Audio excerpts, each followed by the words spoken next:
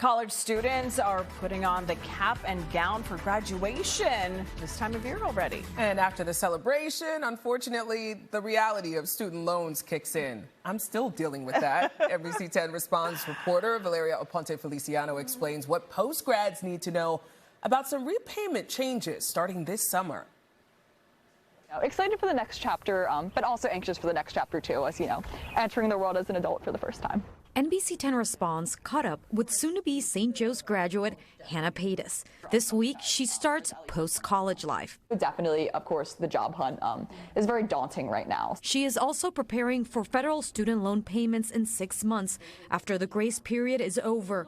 The total amount she owes is more than $15,000. And how do you feel seeing that number? Seeing that number is definitely overwhelming. NBC10 Responds looked into federal data, and the average student loan borrower is carrying about $37,000 to $39,000 in debt. If you are someone who's feeling overwhelmed, if you are someone who's feeling a lot of confusion about this, know that you are not alone. Kate Wood is a lending expert with NerdWallet. Everything shifts starting July 1st when they've only, been out of college for a couple months. She is talking about student loan payment changes under the One Big Beautiful Bill.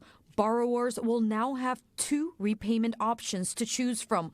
One is the new standard repayment plan. Your standard plan is always going to be your most expensive option because it's simply taking the amount of your debt and spreading it evenly over a set number of years. The second, the repayment assistance plan, also known as RAP. If you decide to opt in for RAP, it determines your monthly payments based on your income with a longer forgiveness timeline. So you do need to bear in mind that the longer that loan is spread out over, yes, you're making lower monthly payments, but interest is building on the loan for that much longer. If you don't know which choice is best for you, the Federal Student Aid website has a loan simulator.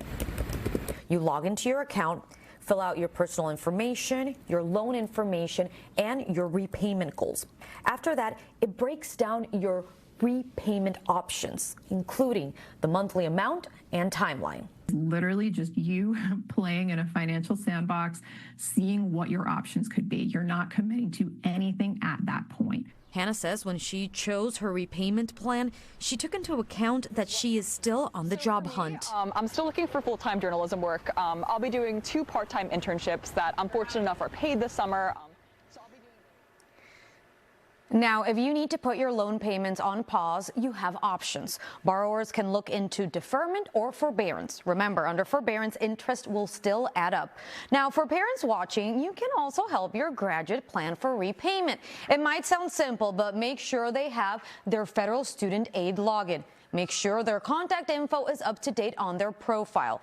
If their address, phone, or email is linked to the information of anyone else, they might not receive important updates on their outstanding loan. For NBC10 Responds, I'm Valeria Aponte-Feliciano.